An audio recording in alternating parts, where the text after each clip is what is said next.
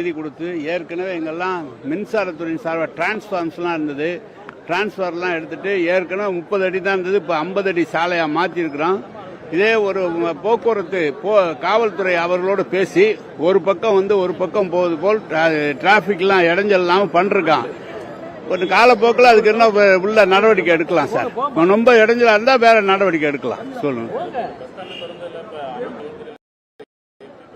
இல்ல இந்த ஊர்ல அது இல்லைங்க, அதெல்லாம் இல்ல. அவர் நேரத்தெல்லாம் அவர் இல்லா போட அவர் பேர்லாம் போட்டிருக்கு. நீ இந்த இந்த தொகுதியினுடைய சட்டமன்ற உறுப்பினர், இது ஸ்ரீரங்கம் மாநகராட்சி, அதனால பண்ணிருக்க. அது எதுக்கு நீ இப்ப இது நான் அவருக்கு என்ன வேணாண்ணா, எங்களுக்கு வேணாண்ணா இருக்கு. அதான் இல்ல எது ஏங்க நான் திருச்சிக்காரன், என்ன டெல்லி கேள்வியெல்லாம் கேக்குறீங்க? திருச்சிக்காரன் என்ன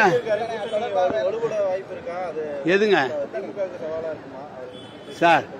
நீங்க ஏதாவது பிட்டு போடுறதுக்கு இப்ப என்கிட்ட கேள்வி கேட்டுக்கிறீங்க. திமுக கூட்டணிங்கிறது அசைக்க முடியாத கூட்டணியாக இருந்து கொண்டிருக்கிறது. இதுல மாண்புமிகு தமிழக முதல்வர் கூட்டணியை சிறப்பாக கையாண்டு கொண்டிருக்கிறார். ஒருவர் தடவை சேர்றாங்க, இப்ப சேராம போறாங்க, இப்ப சேர்றாங்க. நேற்று கூட எங்ககிட்ட கேட்டாங்க, அவங்க எல்லாம் சேர்ந்து இருந்த போதுதான் இந்த ஆட்சி வந்தது. அதனால நாங்க தலைவர் அவர் என்ன முடிவு எடுத்தாலும் சரியா இருக்கு சார். தெரியல, அதெல்லாம் முதலமைச்சர் செய்யறது. நான் தலைவர், கழக தலைவர்ல செய்யணும், நம்ம எல்லாம் ஒண்ணு செய்யல.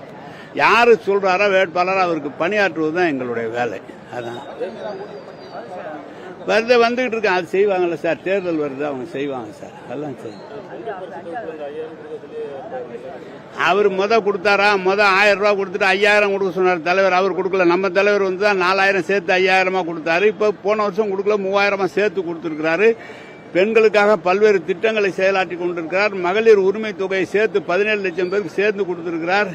உயர்கல்விக்கு பணம் படிக்கிறதுக்கு 1000 ரூபாய் வீதம் கொடுத்துட்டு இருக்காரு. எல்லா வேலையும் கொடுத்துட்டு இருக்காரு. அவங்க 5000 கொடு, 10,000 கொடுன்னு அவங்க வந்துதான் அவங்களால முடியல. நாங்க செஞ்சிருக்கோம், அதையும் அவங்களால ஏத்துக்க முடியல. அதுக்கான பேச்சுவார்த்தை நடந்து கொண்டிருக்கிறது.